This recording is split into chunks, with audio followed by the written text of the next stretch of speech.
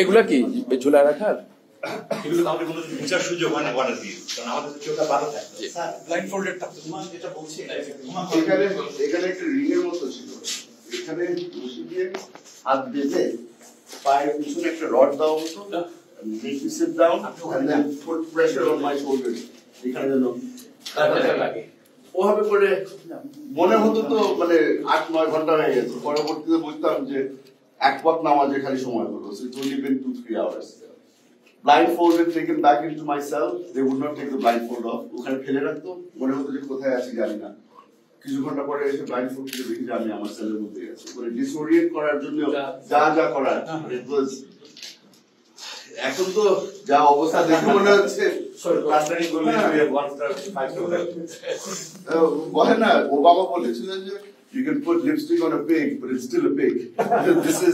This was hell.